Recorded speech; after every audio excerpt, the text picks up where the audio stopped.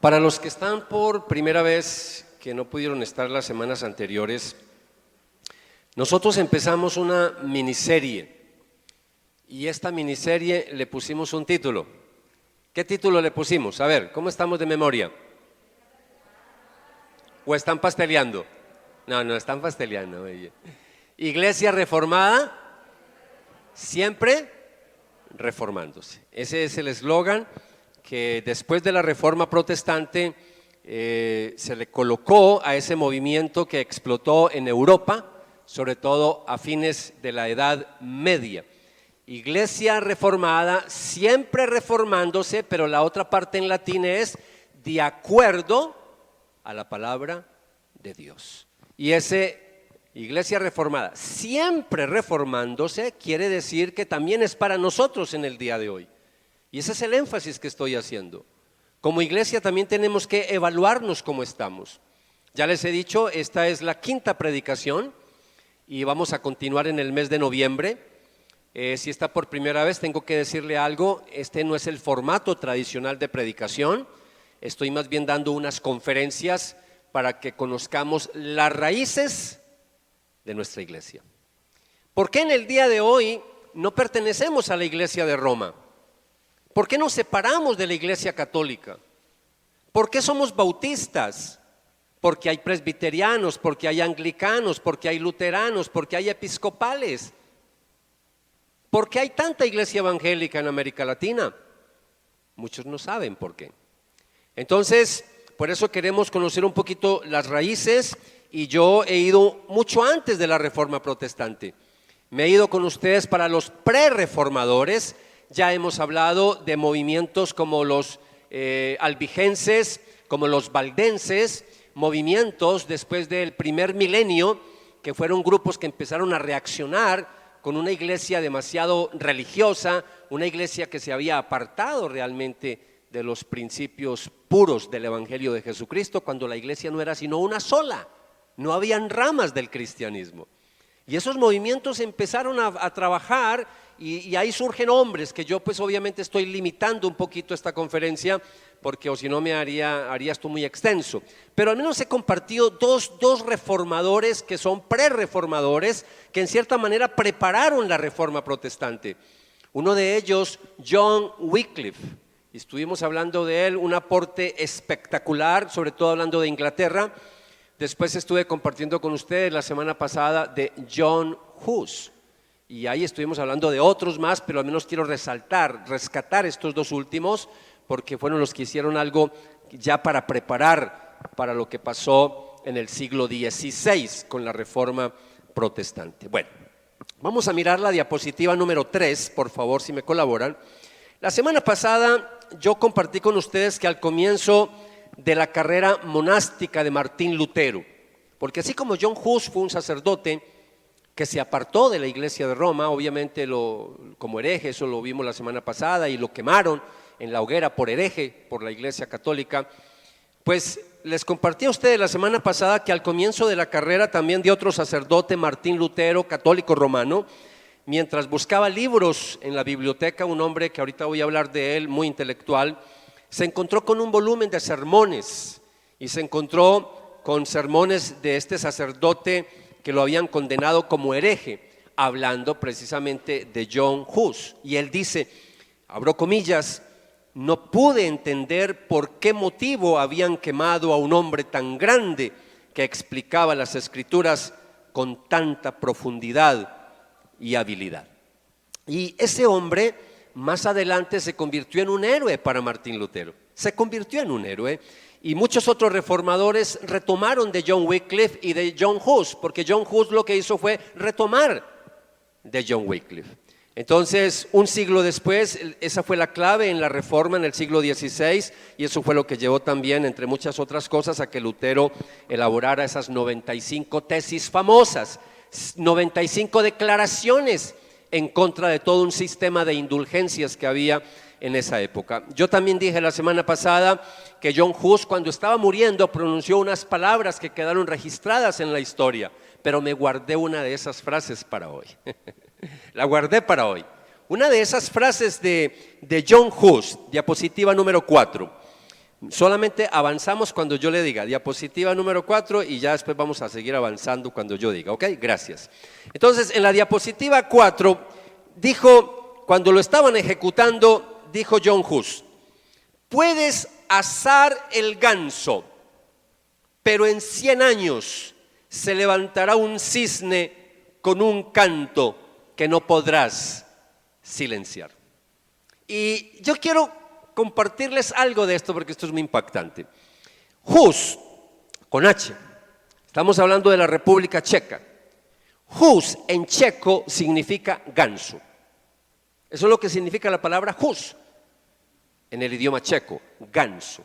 Entonces, cuando él dice, puedes asar el ganso, él aquí está declarando una palabra profética, increíble, que tuvo su cumplimiento un siglo después. Y él lo dijo textualmente, puedes asar el ganso, pero en 100 años se levantará un cisne con un canto que no podrás silenciar. Y es increíble cómo 102 años después aparece ese cisne clavando las 95 tesis en la Universidad de Wittenberg, y estamos hablando de Martín Lutero.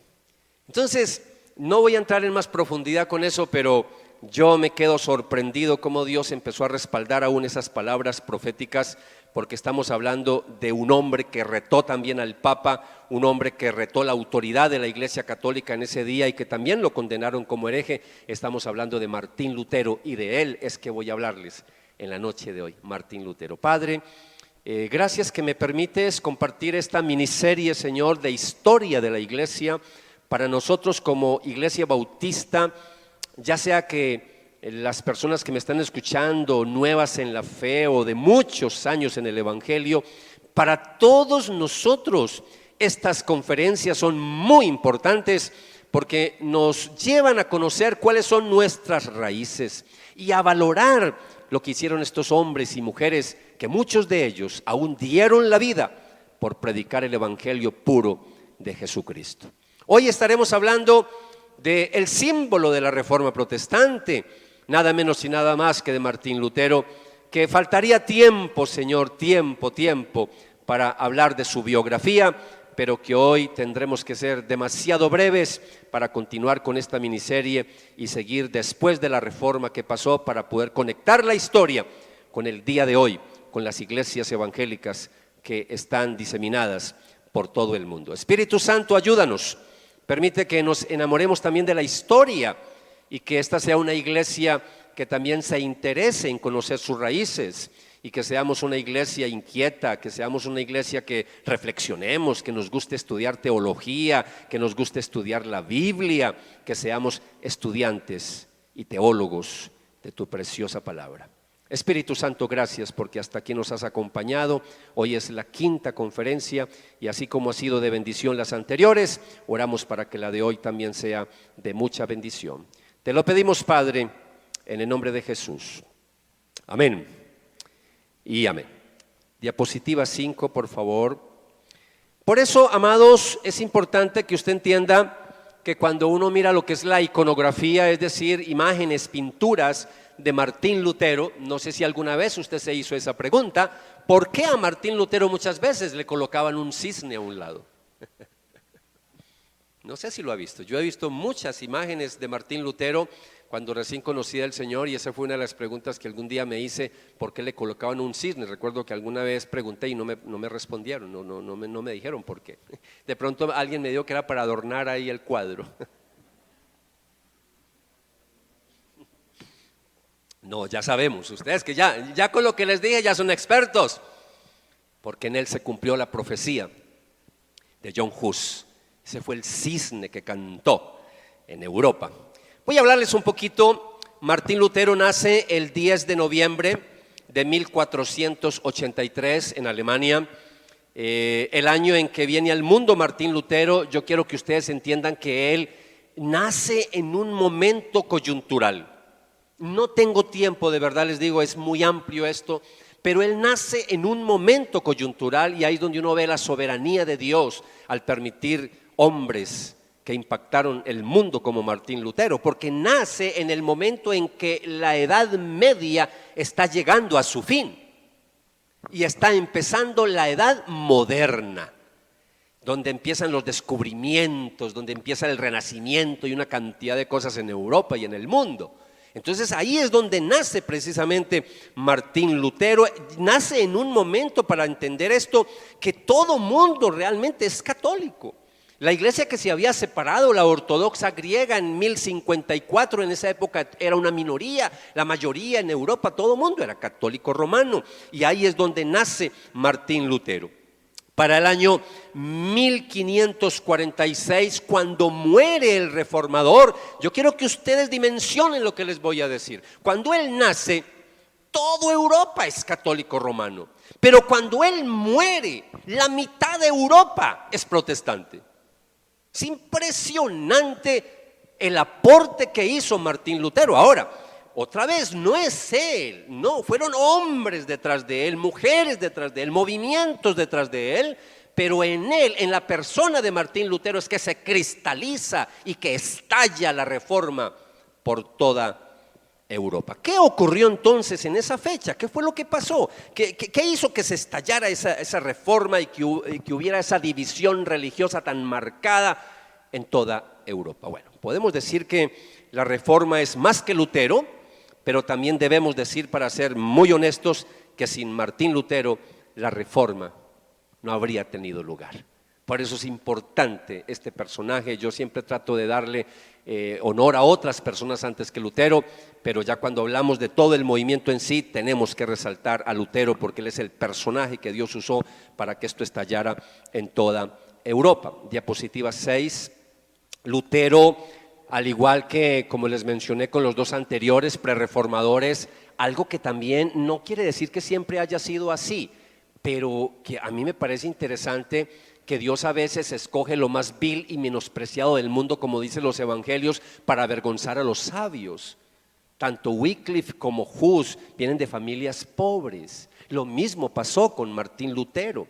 Estamos hablando que nace en el seno de una familia pobre. Sus primeros años son muy humildes. Su papá es un minero, trabaja en las minas, así que él no nace en cuna de oro. Pero otra vez hay un deseo de educar a sus hijos y hay un deseo de educar a este niño, y este niño va creciendo y él quiere estudiar, y el papá quería que fuera abogado. Yo les decía en estos días que todos estos hombres fueron personas estudiadas, preparadas, que Dios les permitió capacitarse, no unos ignorantes como nos los quieren a veces hacer parecer los detractores de Roma. No, fueron intelectuales, fueron hombres estudiosos. Y él entonces, en 1501, a los 18 años, ingresa a la Universidad de Erfurt, porque él obviamente quiere ser abogado, porque ese es el sueño de su papá.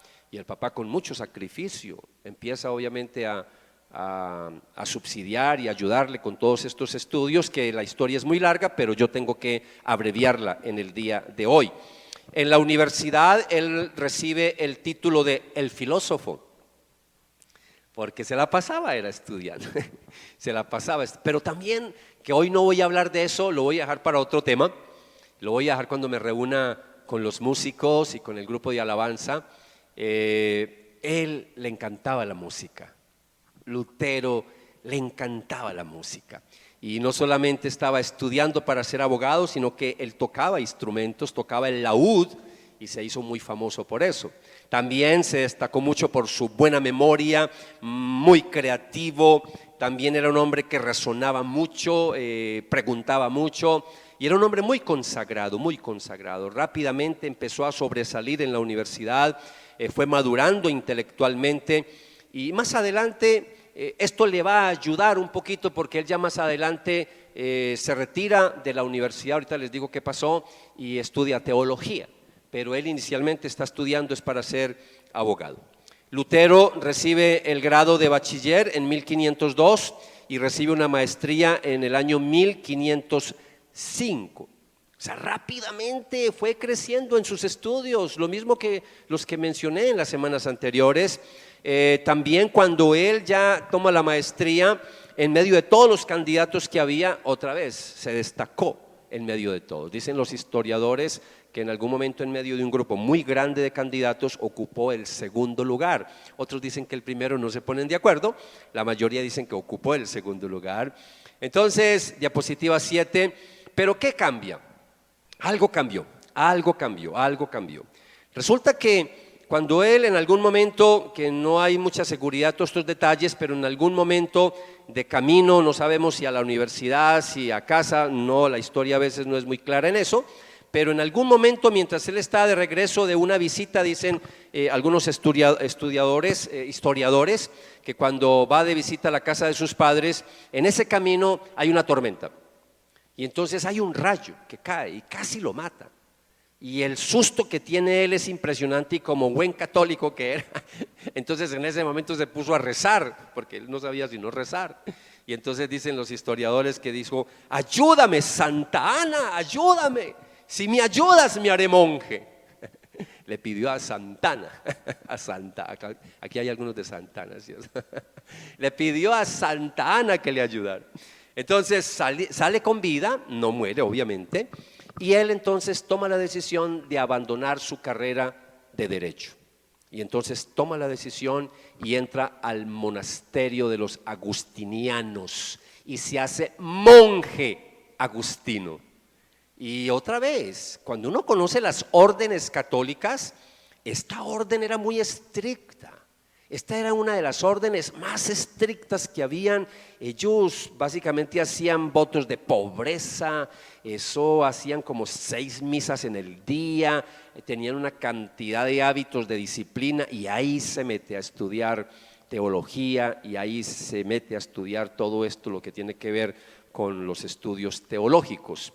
Entonces, al decirles y contarles lo que les estoy diciendo a ustedes es para que conozcan un poquito el trasfondo de Martín Lutero. Eso no ve que se le ocurrió ahí pegar 95 tesis, no, antes de eso yo quiero que conozcan un poquito la historia. Fue ordenado sacerdote y se le llamó después para que compartiera una cátedra en la Universidad de Wittenberg.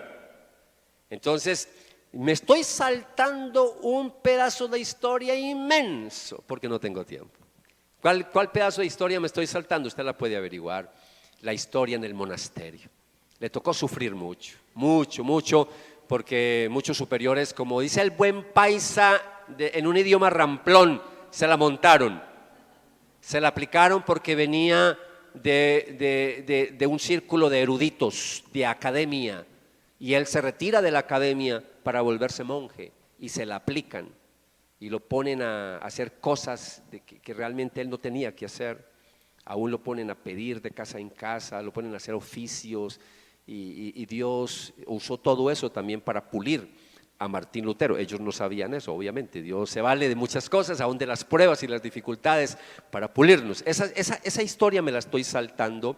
Ahora Dios después en su soberanía permite que él lo dejen libre de esa parte y de esos quehaceres y entonces vuelve a la universidad ya obviamente como monje, como sacerdote, pero empieza a estudiar teología y a enseñar teología en la Universidad de Wittenberg. Allí empieza a estudiar las escrituras, la Biblia. Él no había tenido la oportunidad realmente de leer la Biblia. Algo pudo leer en el monasterio, pero no le daban tiempo por todos los oficios que le ponían. Y de hecho tampoco había mucho para leer.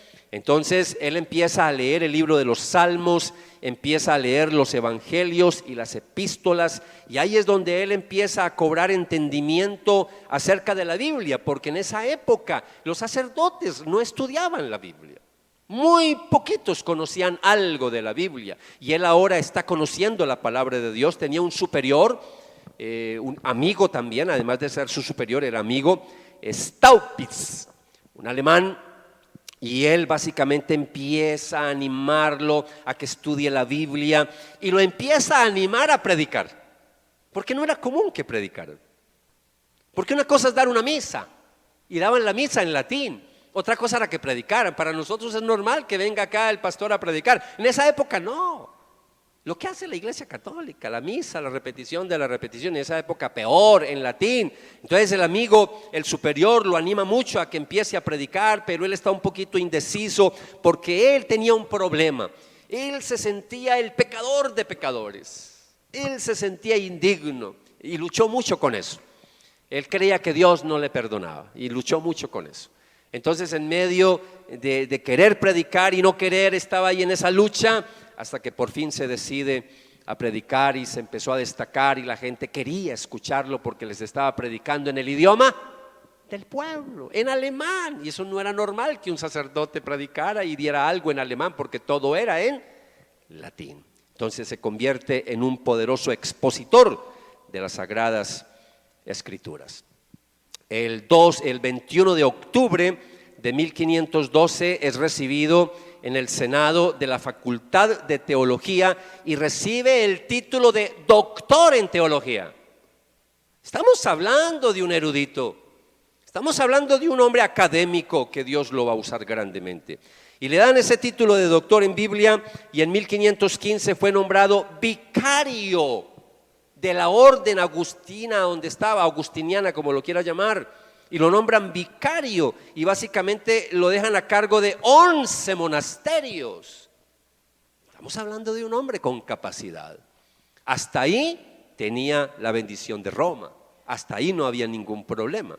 Entonces, en ese tiempo como monje, Lutero escribió, y abro comillas y les voy a leer brevemente, él escribe lo siguiente: fui un monje, un buen monje, y cumplí las reglas de mi orden tan estrictamente que podría decir que si alguna vez un monje llegaba al cielo por su vida monástica, ese era yo. Todos mis hermanos en el monasterio que me conocieron bien lo respaldarían. Si hubiera seguido por más tiempo, me hubiera matado con vigilias, ayunos, lecturas y otras obras. Cierro comillas. La orden agustina, como les dije, era reconocida por su disciplina. Ellos estudiaban en pequeñas habitaciones, hacían, como ya les dije, votos de obediencia, también votos de castidad, de pobreza, y todos tenían que participar, como ya les dije, de una misa diaria que empezaba a la 1 de la mañana, se tenían que levantar y así en intervalos. Eso era impresionante, la forma en que ellos tenían como una disciplina rígida en ese monasterio. Entonces Lutero, en medio de todo eso, empieza a luchar, empieza a buscar en la religión y en sus líderes, en sus mentores, cómo lidiar con la culpa. ¿Cómo lidiar con la culpa? Porque se sentía muy pecador. Él creía que Dios no le había perdonado, no le iba a perdonar. Entonces él se sumerge en los sacramentos, se mete en los sacramentos.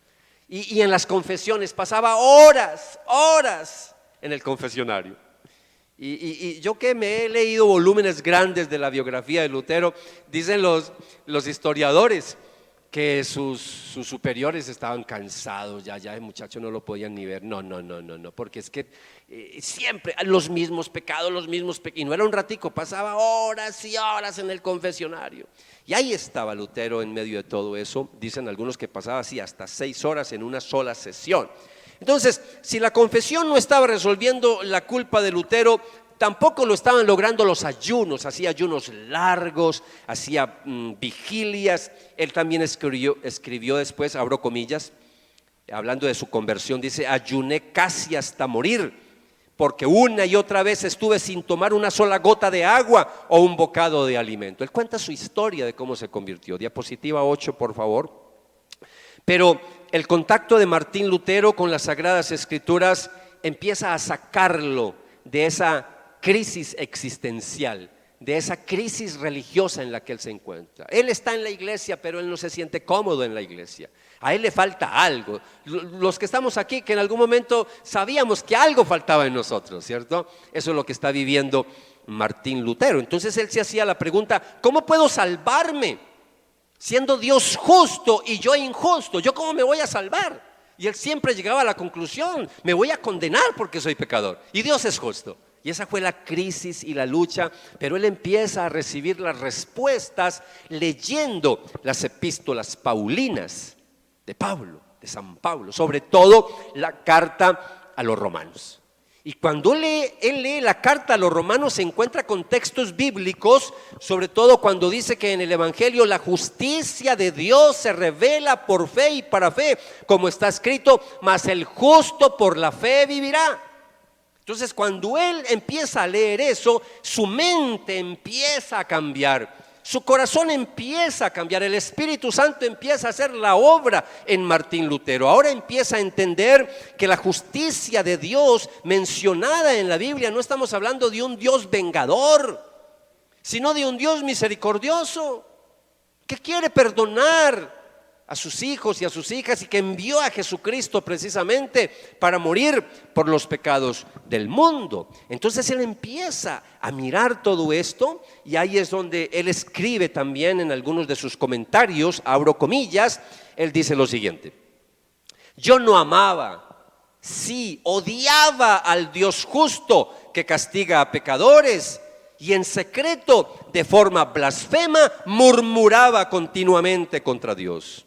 Estaba enojado con Dios y dije, como si no fuera suficiente, que pecadores miserables, eternamente perdidos por su pecado original, sean aplastados por todo tipo de calamidades debido a la ley del decálogo, sin que Dios esté añadiendo dolor tras dolor por el evangelio. Y a través de este mismo evangelio, amenazándolos con su justicia e ira. Tal era mi furia y violencia por mi conciencia atribulada. Un sacerdote en crisis teológica. Tiene una crisis impresionante. Diapositiva 9.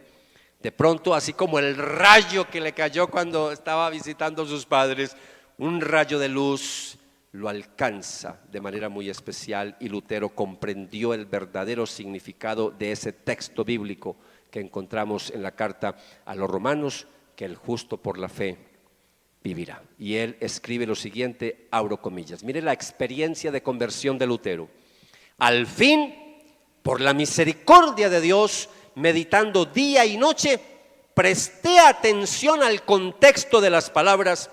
En el evangelio se revela la justicia que proviene de Dios, la cual es por fe de principio a fin, tal como está escrito, el justo vivirá por la fe. Allí comencé a comprender que la justicia de Dios es aquello por lo cual el justo vive gracias al don de Dios, es decir, la fe. Y este es el significado. La justicia de Dios es revelada por el evangelio, es decir, la justicia pasiva con la cual el Dios misericordioso nos justifica por fe, como está escrito, el justo vivirá por la fe. Entonces sentí que había nacido de nuevo por completo y que había entrado al paraíso a través de puertas que estaban abiertas. Ese es el testimonio de Martín Lutero de su conversión. Él entiende que la justicia de Dios tenía dos dimensiones. Por un lado, exige que los hombres fueran justos y anunciaba juicio, pero por otro, actuaba en los seres humanos mediante la fe en Cristo para salvación. Entonces, básicamente el descubrimiento de esa doctrina provocó un cambio definitivo en la vida de Martín Lutero. Entender que la salvación es por gracia, es por fe en Jesucristo, por lo que Él hizo por nosotros en la cruz y no por lo que nosotros podamos hacer. Para los que estamos aquí, eso es claro, pero en esa época eso no era claro. ¿Cómo iba a ser claro si toda la vida la Iglesia Católica ha enseñado que la salvación es por obras? En ningún momento se habla que es por gracia o por fe. Y sobre todo en una época como la Edad Media, por favor, esto era totalmente revolucionario. Así pues, el hombre pecador, seguía escribiendo Martín Lutero, no es salvo por sus buenas obras, más bien la justicia de Cristo es imputada a los pecadores solo sobre la base de la fe. Y ahí es donde Lutero llamó a esto, él le colocó un término, justicia ajena, porque no es la mía, es la justicia de Cristo. Eso es lo que otros teólogos han llamado la justicia imputada, ¿no? Es decir, lo de Cristo se pasó a nosotros, lo que Él hizo por nosotros. Y ahí pudiera yo seguir hablando con ustedes muchas cosas, pero de ahí, mis amados, es donde viene a surgir esas grandes solas que hablamos de la Reforma, que después voy a hablar de eso, porque también hay mucha desinformación sobre las famosas solas de la Reforma, que es sola fe, sola gracia, solo Cristo, en fin. Pero ahí es donde surge la sola fe, sola fide. en latín, sola fide. Esa sola fide es que solamente por la fe podemos ser salvos, la fe en Jesucristo, no por obras. Entonces, según el propio Lutero, esa experiencia lo liberó de la ansiedad, lo liberó del temor del pecado, lo llenó de paz, lo llenó de tranquilidad, y ahí es donde él predicó esa verdad en un sermón histórico, pasó a la historia, que se llama Las dos clases de justicia. No tengo tiempo para hablar de todo eso, de las dos clases de justicia, pero ahí dijo algo muy breve que sí les voy a mencionar, diapositiva número 10. A través de la fe en Cristo, por lo tanto, dijo él, su justicia llega a ser nuestra justicia y todo lo que él tiene llega a ser nuestro. Más bien, él mismo llega a ser nuestro Dios. Llega a ser nuestro. Tal fe es llamada la justicia de Dios. Esta justicia que recibimos es la que sustituye la justicia original que perdimos en Adán. Y ese sermón, amados, Lutero proclamó aquello que por 1000 años había quedado prácticamente en el olvido, que le llamamos nosotros el Evangelio de la Gracia. Hoy en día nosotros hablamos y nos parece como una novedad estos movimientos teológicos que hablan de la gracia del Señor. Pues es una novedad en medio de tanto legalismo que hay en las iglesias evangélicas. Por supuesto que es una novedad para algunos, pero no es ninguna novedad. Prerreformadores y reformadores quisieron volver otra vez a la fuente del Nuevo Testamento, a la fuente de las enseñanzas paulinas, que la salvación es solamente por gracia. Ahora, cuando uno mira a Lutero, él buscó liberar al cristianismo de las ataduras eclesiásticas, sobre todo de la edad medieval, pero él nunca quiso salirse de la iglesia. Martín Lutero jamás quiso salirse de la iglesia. Él quiso fue reformar algunas cosas dentro de la iglesia, pero jamás. Lo mismo le pasó a Wycliffe, lo mismo le pasó a John Hus. Simplemente que las cosas evolucionaron de tal manera en la vida de Martín Lutero que pues ya conocemos la historia. Pero básicamente en medio de todo eso su finalidad no era crear una iglesia nueva. En ningún momento él quiso fundar una iglesia que se llamara la iglesia luterana. No. Por eso algunos dicen que más que un reformador, Martín Lutero fue un reformista, más que un reformador. Y cuando hablamos de un reformista es porque él quería cambiar cosas dentro de la misma iglesia, pero más adelante pues las cosas se salieron de las manos y cogieron otra cauce porque Dios tenía un plan perfecto para la historia. Y ahí es donde entonces se separa de Roma, que eso lo vamos a ver después. Diapositiva 11, por favor. ¿Qué pasa después? Cuando Martín Lutero empieza a madurar teológicamente, él ya está muy inquieto con cosas que están pasando y sobre todo lo tiene muy atormentado el asunto de las indulgencias. Y sobre todo en una época donde están recogiendo dinero para construir una basílica en Roma. Y a él eso sí que el buen paisa dice le voló la piedra, lo sacó de casillas. Y entonces él dice, yo tengo que hacer algo, y como él era erudito, como estaba en esos círculos filosóficos y teológicos, entonces en esa época era la costumbre que cuando alguien quería disertar, tener una charla, una reflexión sobre algún tema, entonces pegaba en la puerta de la universidad unos panfletos, y a eso se le llamaba tesis. Hoy en día tesis es una cosa muy larga, no, en esa época tesis eran unos párrafos. Entonces pegó 95 párrafos y todos los 95 párrafos, la gran mayoría tienen que ver con indulgencias. Y entonces ahí está en cierta manera poniendo en tela de juicio en las 95 tesis, está colocando en tela de juicio nada menos y nada más que la autoridad del Papa. Y está colocando en tela de juicio la autoridad de Roma, y él es sacerdote. Y enseña teología en la universidad y prepara sacerdotes. Eso fue un escándalo. Entonces, pero él no se quiere salir de la iglesia, simplemente colocó ahí para que otros sacerdotes y teólogos reflexionaran y los invitó precisamente a reflexionar, y eso se colocaba en latín porque solamente lo podían leer los eruditos, los intelectuales.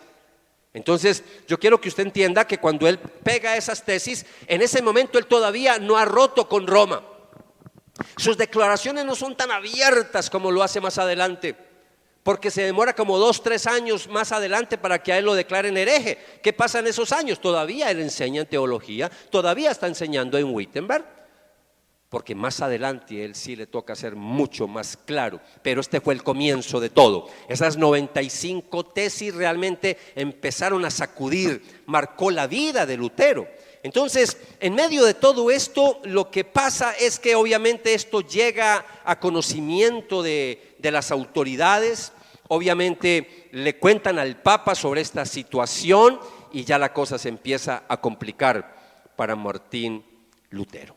Entonces ya hay una persecución sobre él. Lo que él dice en las 95 tesis básicamente cuestiona, repito, todo lo que tiene que ver sobre las indulgencias. Y en ese contexto de predicación de las indulgencias, Lutero levanta la voz contra el Papa.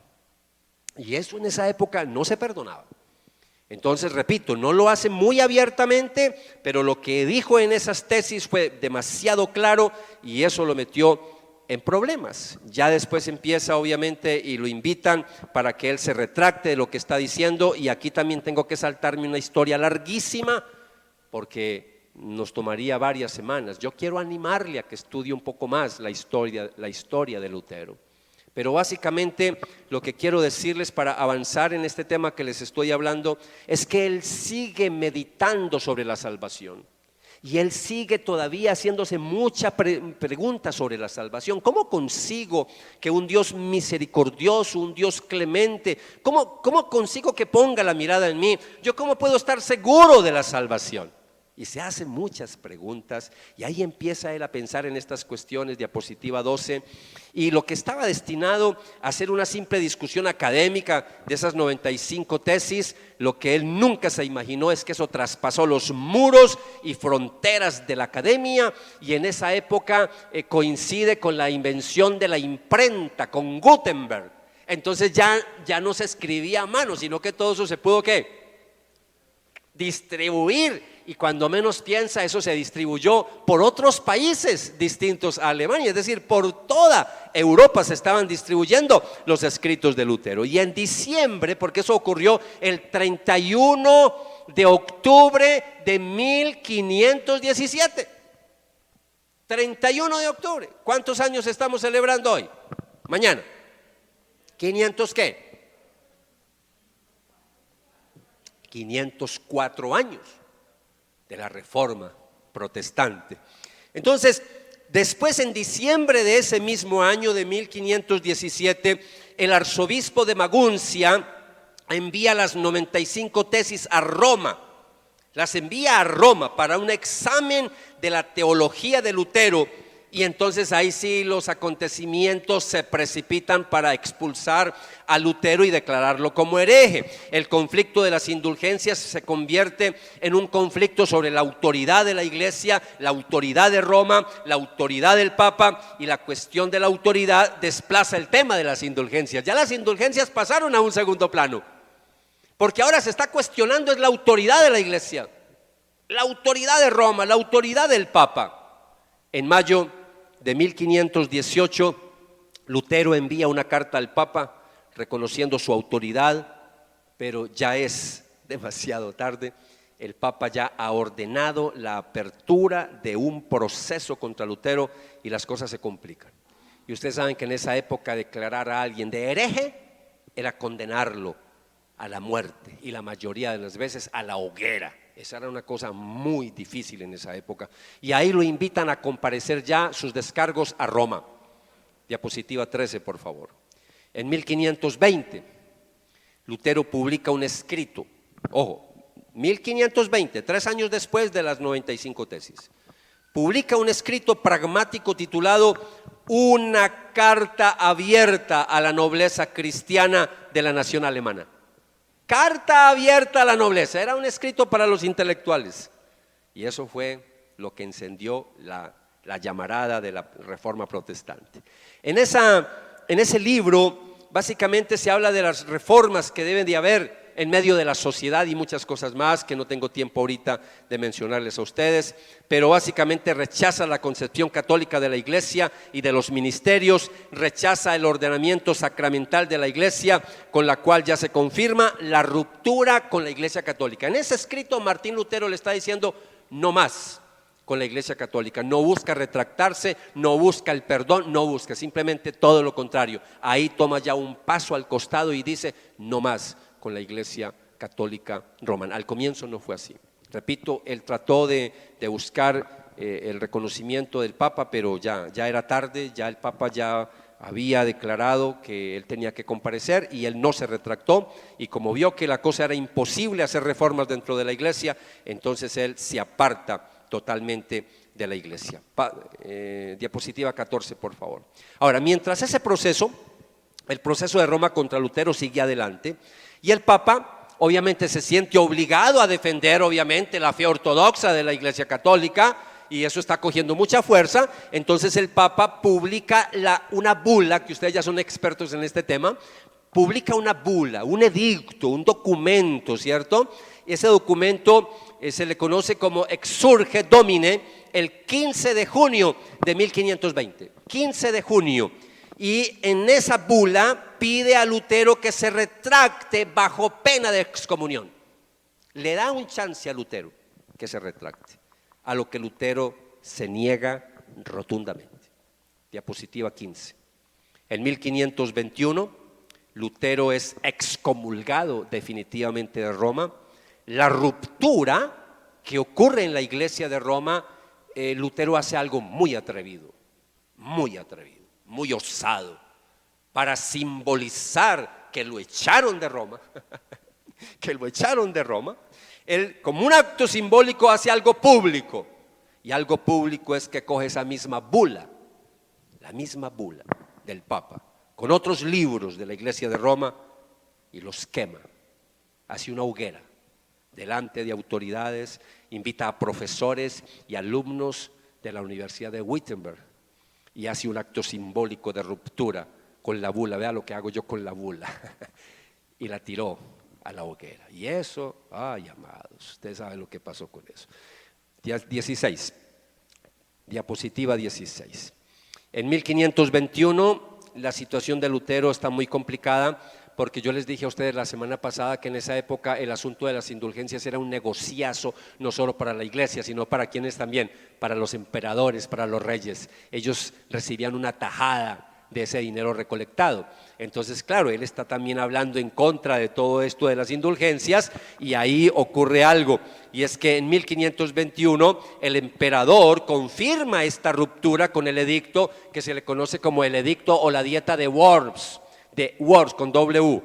Entonces les estoy contando, si usted quiere tener un poquito de la historia clara en su cabecita, les conté la historia breve con W, desde Wittenberg hasta Worms, la dieta de Worms.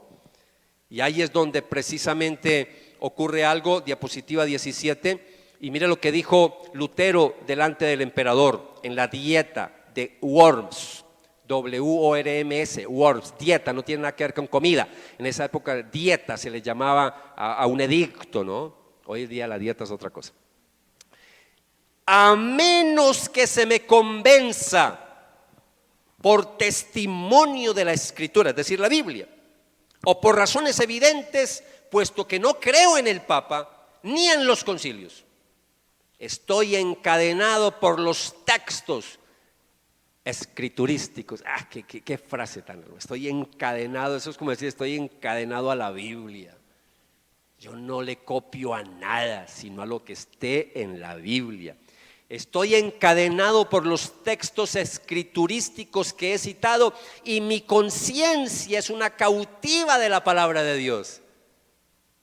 Yo he leído muchas cosas de Lutero y tiene unos escritos sobre la cautividad, espectacular, la conciencia. Y entonces él dice que su conciencia está cautiva, pero ¿cautiva qué? En la palabra de Dios. Dice, no puedo ni quiero retractarme de nada. Diapositiva 18.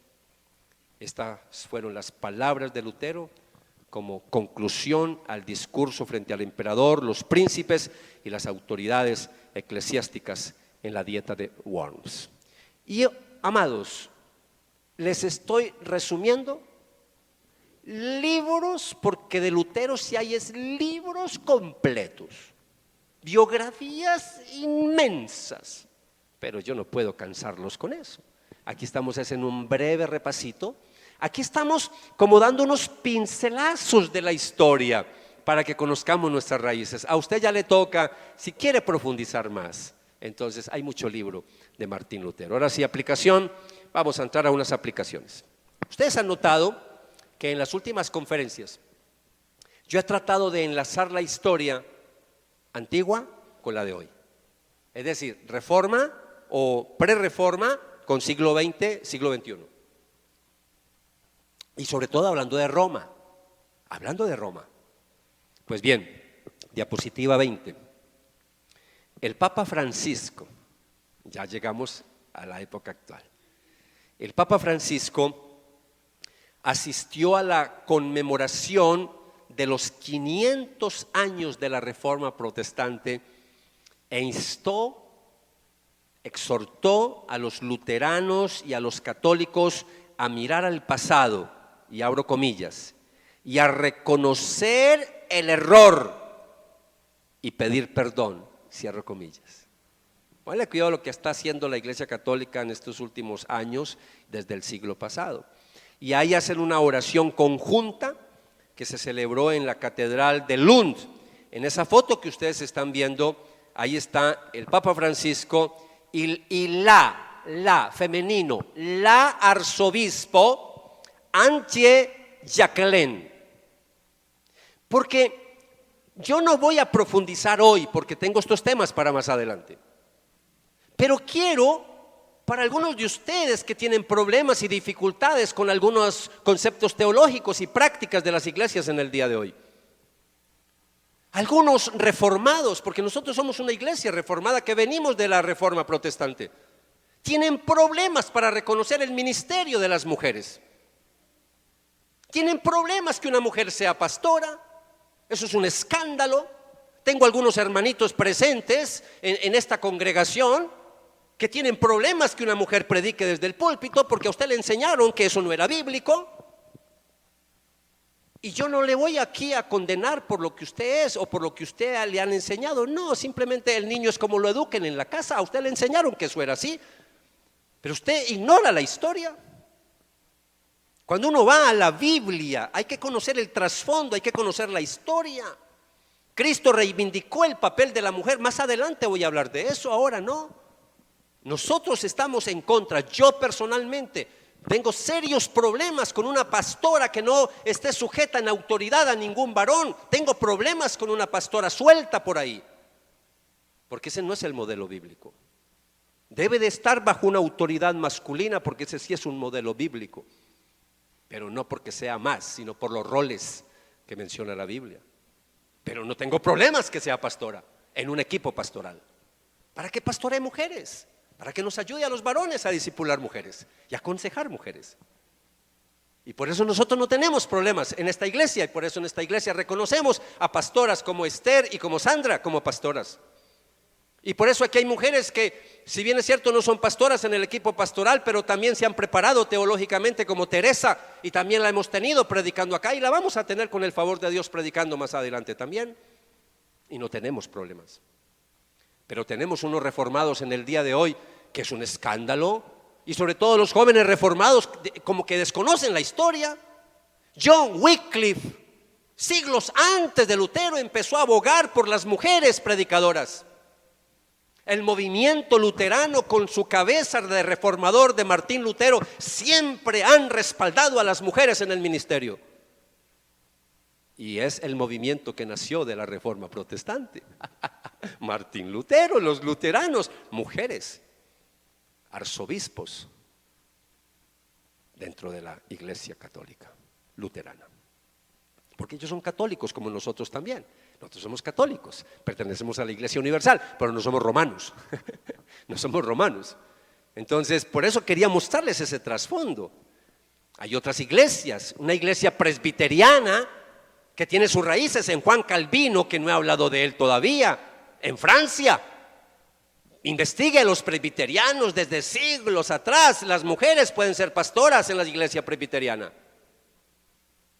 Investigue a los anglicanos, a los episcopales. Pero yo no sé qué le pasa a algunos reformados en el día de hoy, que parece como que es un sacrilegio que tengamos mujeres predicadoras y pastoras en la iglesia.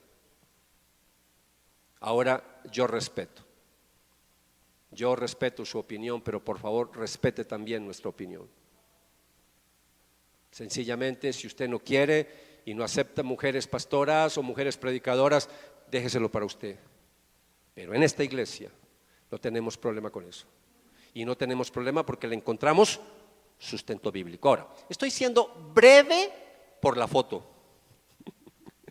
Pero ya teológicamente déjeme que más adelante vamos a hablar de eso. Y vamos a hablar de Biblia, vamos a hablar de textos bíblicos.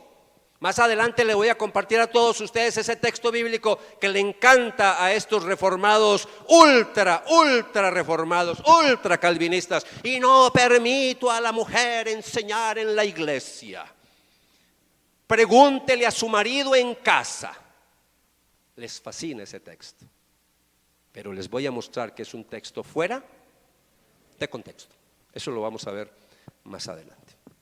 Bien, amados, el Papa Francisco dijo en esa ceremonia celebrando los 500 años de la Reforma Protestante, sobre todo del movimiento luterano, abro comillas: no podemos resignarnos a la división y al distanciamiento que la separación ha producido entre nosotros.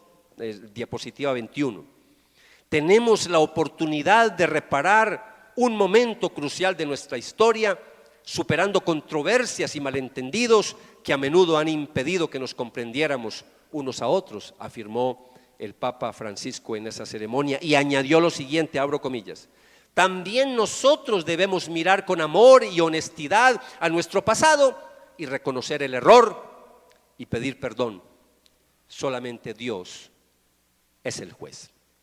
Eso suena tan lindo y la gente dice: ay, tan lindo el Papa Francisco, tan bello. ¿Cómo pidió perdón? Eso suena muy lindo, pero se los he venido diciendo semana tras semana con cada uno de los papas que lo han hecho. ¿Qué nos ganamos con que pidan perdón? ¿Qué nos ganamos con que hagan actos simbólicos de arrepentimiento si ellos no cambian? Siguen igual. Eso lo dije hace 15 días, eso lo dije hace 8 días y lo voy a seguir diciendo, mis amados. De nada sirve si siguen hablando que la salvación es por obras, si siguen enseñando, porque la iglesia de Roma sigue enseñando que fuera de la iglesia católica no hay salvación. Si ellos se van a arrepentir de verdad, que dejen de enseñar eso, que digan que el único que salva es Cristo, que digan que la salvación es solamente por fe, por gracia, no por obras, pero ellos no cambian. Y aquí, mis amados, quiero concluir diciéndoles, en primer lugar, fue la nueva teología de Lutero, que de nueva no tenía nada porque ya estaba arraigada en otros y sobre todo en el Nuevo Testamento, pero para esa época era algo nuevo. La nueva teología, ¿cuál nueva teología? Sola fides, es decir, somos salvos solo por la fe en Cristo. Sola escritura, es decir, la Biblia es la máxima autoridad en asuntos de fe y conducta para el creyente, y eso fue lo que llevó al rompimiento de Lutero con la iglesia de Roma. Por eso yo quiero que valore las 5 solas que vamos a estar estudiando en el mes de noviembre. Las 5 solas que marcaron el rompimiento de la iglesia, de movimientos que se separaron de Roma. Quiero terminar uniendo esas 2 solas, la sola fe y la sola escritura, es decir, la sola Biblia, con Romanos 10:17, diapositiva que sigue. Todos sabemos este texto. Así que la fe proviene del oír, y el oír proviene ¿de qué? De la palabra de Dios. Es la palabra de Dios la que nos cambia, es la palabra de Dios la que nos transforma, la que trae luz a nuestro corazón. Por eso el desafío que les hice la semana pasada, hoy se los voy a refrescar porque estamos a las puertas. No nos quedan sino unas cuantas horitas para que usted inicie algo que muchos hace tiempo no hacen, que podamos leer la Biblia en un año completica, pero esta vez vamos a utilizar como símbolo el 31 de octubre. Es decir, todos los 31, finalizando el otro 31, hemos leído toda la Biblia. Si no la hemos leído, que al menos la hayamos escuchado. Entonces, todos los días, usted va a poder escuchar en la emisora de nuestra iglesia, Radio Reforma. Se los voy a mandar en el chat, el link completo. Van a haber unos horarios para que usted pueda oír la lectura de la Biblia todos los días. Eso le va a tomar 15 minuticos, todos los días. Ahora, si lo hacemos bien juiciositos, les voy a dar varios horarios. También se los voy a mandar en el chat. Si no está en el chat, hablen con alguno de los miembros del equipo pastoral para que lo agreguen a un chat que tenemos. Y ahí le vamos a mandar, precisamente porque vamos a dar varios horarios. Va a tener lectura en la madrugada, o la va a tener al mediodía, o la va a tener como a las 6 de la tarde. Nadie va a tener excusas para no hacerlo. Usted va en el carrito o va en el metro, donde sea, puede ponerse sus audífonos y escucha. Ni siquiera tiene que ponerse a leer, porque es lo mismo. Leer o escuchar con atención es lo mismo. Entonces vamos a escuchar o a leer la Biblia completica en un año. ¿Estamos bien con eso? Varios horarios. No, ay, venga, al otro día, mándeme la de ayer. No le podemos mandar lo de ayer porque es radio. Todos los días, es nuevo. No le puedo mandar repeticiones del día anterior. Es radio, entonces todos los días es nuevo, ¿ok? Y también, ¿qué va a ocurrir también a partir del 1 de noviembre? Que ese sí es porque esto lo venimos haciendo todos los años en la iglesia, pero el gran desafío es el que empieza el 1 de noviembre. ¿Cuál es el desafío? No leer, no escuchar, sino estudiar toda la Biblia versículo por versículo. ¿Cuántos años nos va a tomar hacer eso? 5 años. Si el Señor viene antes, gloria a Dios. Pero nos va a tomar 5 años si no viene antes por nosotros. Juiciositos, ¿qué necesitamos sacar? ¿Cuánto tiempo necesitamos sacar? ¿Qué les dije? 25 minutos todos los días. Por favor, menos de lo que usted ve una serie de Netflix, menos de lo que pasa usted whatsappeando, menos de lo que pasa ahí en las redes sociales. Por favor, mire, ¿qué les decía yo en estos días? A veces nos vemos maratones de series de hasta 14 temporadas en Netflix. ¿Sí o no? Ahora no vamos a sacar 25 minuticos todos los días para estudiar la Biblia. Fantástico. También les voy a mandar los horarios, porque van a tener 3 horarios para hacer el estudio. En la madrugada, al mediodía un poquito como a las 2:30 y también por la tarde. Les voy a mandar los horarios, ¿ok? Para que los tengan, al menos de lectura de la Biblia y del estudio de la Biblia. Y ahí los voy a dejar porque yo sé que tenemos más aplicaciones, pero el tiempo se me fue. Quiero decirles algo también. Si usted quiere profundizar más en estas doctrinas, en el 31 de octubre de 2017, yo escribí este libro como un homenaje a la Reforma Protestante. Este libro lo hemos venido usando precisamente para conocer las doctrinas de la gracia. Se sacó una edición limitada, es una edición cosida, así que el libro salió fino, al menos es fino el libro, pero es una edición especial. Hay muy pocos ejemplares. Este libro se utilizó más como estudio para la iglesia. Si usted está interesado en profundizar un poco más en las doctrinas de la gracia, pues aquí tiene este libro. Este libro en las librerías vale unos 60,000 pesos, pero si usted lo consigue acá, se lo damos en el 50% de descuento. Pueden hablar conmigo directamente, le vale 30,000 pesos el libro, y ahí le queda un libro para toda la vida. ¿Qué hice yo en este libro? Escribí en 2 partes, sobre todo, conociendo al Dios que me salva, primera parte, y en la segunda parte del libro es cómo Dios me salva. ¿Cómo es que Dios me salva? Entonces desarrollo todo el sistema teológico y soteriológico de los reformadores, para que conozcamos un poquito más a Lutero, a Calvino y a todos estos hombres. Entonces, el título del libro es, pongamos los puntos sobre las íes, conozcamos las doctrinas de la gracia. Vamos a orar. Padre, gracias te damos por esta noche preciosa que nos has permitido seguir adelante con esta historia maravillosa de la historia de la iglesia, sobre todo enfocada en el nacimiento de las iglesias protestantes en Europa, y más adelante estaremos viendo cómo de Europa misioneros protestantes, cómo llegaron a Estados Unidos, y después cómo misioneros americanos y canadienses, después cómo llegaron a Latinoamérica, y por qué somos bautistas, cuáles son nuestras raíces de la iglesia bautista. Pero poder entender también el nacimiento de iglesias evangélicas que hay en el día de hoy, que aunque no son históricas, porque tienen un nacimiento reciente, pero también están fundamentadas en la historia de la Reforma protestante. Señor, gracias que un día nos llamaste a formar parte de tu pueblo. Yo quiero que le dé gracias al Señor una vez más, porque en su infinita misericordia el Señor abrió nuestros ojos, nos quitó ese velo, el velo de la idolatría, el velo de la superstición, ese velo de prácticas paganas que hay dentro de la iglesia de Roma, que a veces raya en la brujería, en el fetichismo, que nos quitó ese velo para dejar de orarle a los muertos, a las almas del purgatorio. Espíritu Santo, gracias por habernos llevado a los pies de Cristo. Gracias porque, al igual que Lutero, hablaste a nuestro corazón y nos hiciste entender que la salvación no era por nuestros medios, no era por nuestras buenas obras, no era por cumplir los mandamientos, que la salvación era por lo que Cristo hizo en la cruz del Calvario a favor de nosotros.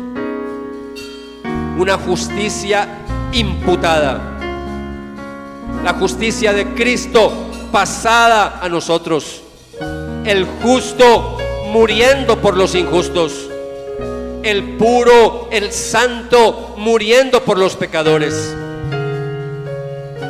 Señor, gracias.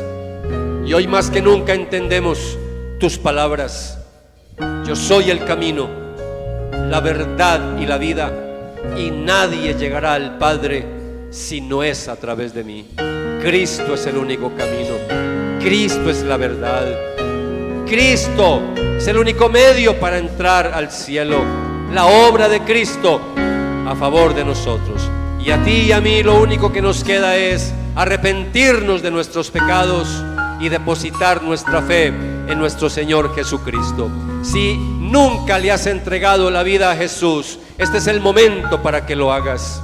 Este es el momento para que le digas a Jesús: me arrepiento de todos mis pecados pasados. Hoy entendí que la salvación es por gracia, que la salvación es por fe en la persona de Jesús. Hoy entendí que la iglesia no salva. Hoy entendí que Roma no ofrece salvación. Hoy entendí que debo de buscar una iglesia de sana doctrina, una iglesia que predique el evangelio puro de Jesucristo. Amado y amada, esta iglesia no es perfecta. Esta iglesia está llena de defectos y debilidades, porque está conformada por hombres y mujeres pecadores. Todos los que estamos aquí estamos en el camino de la santidad.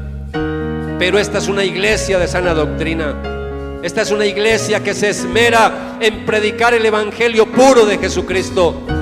Así que te invitamos, tú que nos estás escuchando, asiste a nuestra iglesia, comparte con nosotros, estudia la Biblia con nosotros, pregunta por los cursos bíblicos gratuitos que tenemos para ayudarte a conocer de Dios, a conocer de Jesús. Adoremos y cantemos al Señor.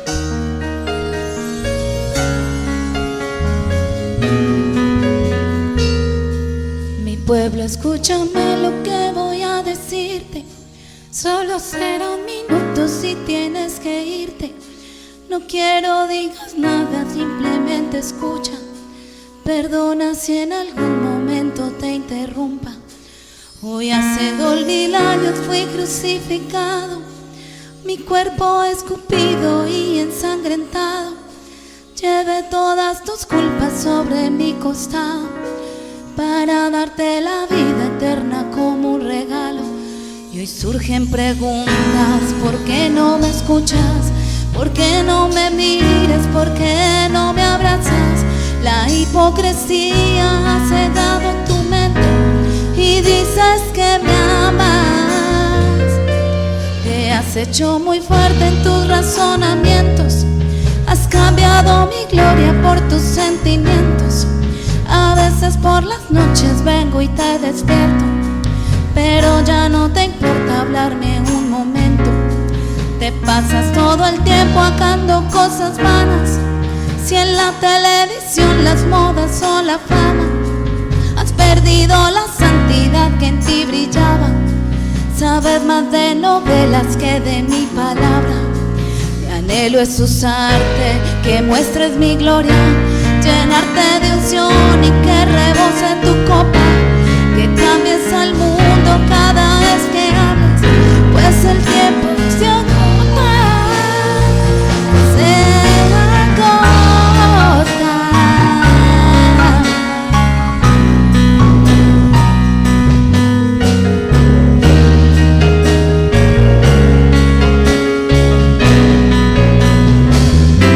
Recuerda cuando no estabas en mis brazos, llorabas como un niño hambriento y descalzo. En cámara lenta tú y yo nos juntamos, las lágrimas caían bailando en un charco. Te di una nueva vida, te abrí nuevas puertas, llené tu corazón borrando la tristeza. Y hoy dices que ya tienes hechas tus maletas, te vas al mundo, no importa qué suceda. No puedes negar, siempre estuve contigo.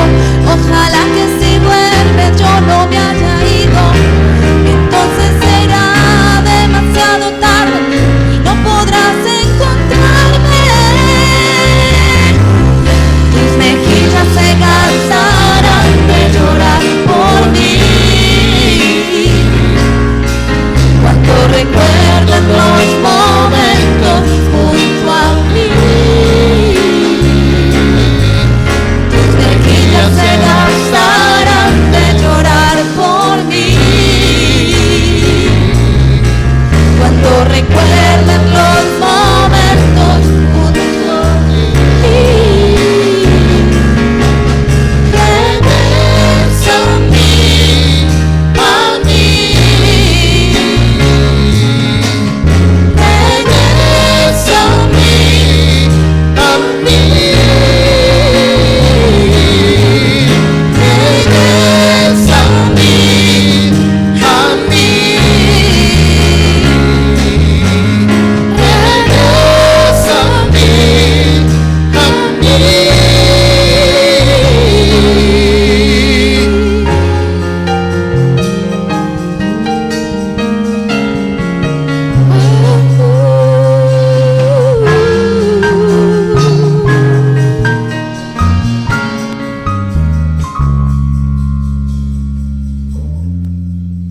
Señor, muchas gracias que nos has permitido venir hoy a tu casa para adorarte, Señor, de tantas formas en que lo hacemos.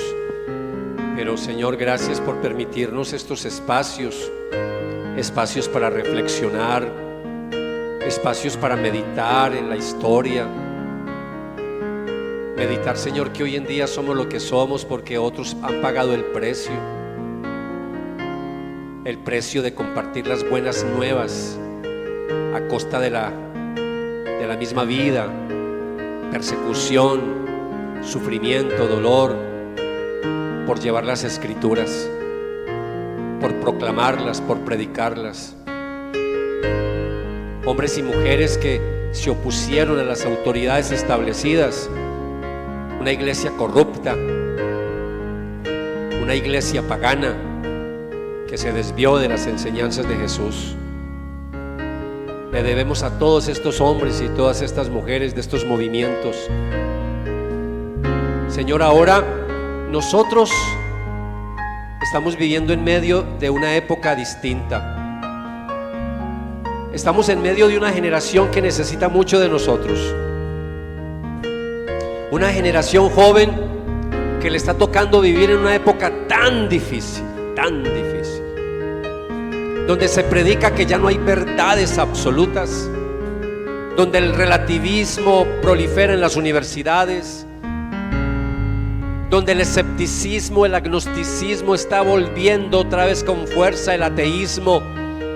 Se necesita de hombres y mujeres, de jóvenes valientes que prediquen la palabra del Señor, que se preparen, que estudien, que se preparen para presentar defensa, que se preparen para hablar con otros jóvenes universitarios, profesionales, para hablarles de la fe. Ayúdenos como iglesia a prepararnos. Ayúdenos a hacer luz y sal en medio de esta sociedad y de esta cultura en donde nos ha tocado vivir. Ten misericordia de nosotros. Se avecina una gran persecución para la iglesia. Ten misericordia de nosotros. Ayúdanos a tener convicciones firmes como las de estos hombres que aún arriesgaron su vida por predicar el evangelio. Señor, oro por mis hermanos y hermanas de la iglesia. Oro por cada persona que va a empezar mañana a leer la Biblia otra vez, completica, una vez al año. Oro por todos los que han aceptado el desafío de estudiar la Biblia de lunes a viernes, todos los días, 25 minutos, 5 años, para estudiar toda la Biblia.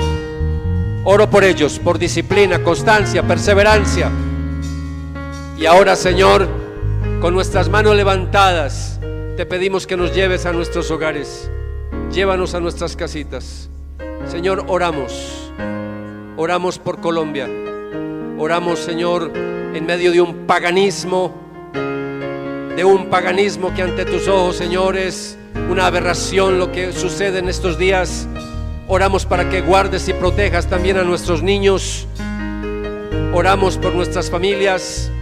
Oramos por nuestra Colombia, Señor, que se puedan cambiar estas prácticas paganas por otros actos distintos en pro de los niños, pero que se le quite todo ese ropaje de paganismo, Señor, que tiene estas fiestas del famoso Halloween. Señor, ten misericordia de nuestra Colombia, ten misericordia de nuestra Antioquia, ten misericordia de nuestro bello amado. Señor, guárdanos como iglesia. Haz un vallado de protección y guarda a nuestros niños también. Danos tu bendición, Señor, que sea la bendición del Padre, que sea la bendición del Hijo y que sea la bendición del Espíritu Santo. Amén, amén y amén. Dele un fuerte aplauso al Señor.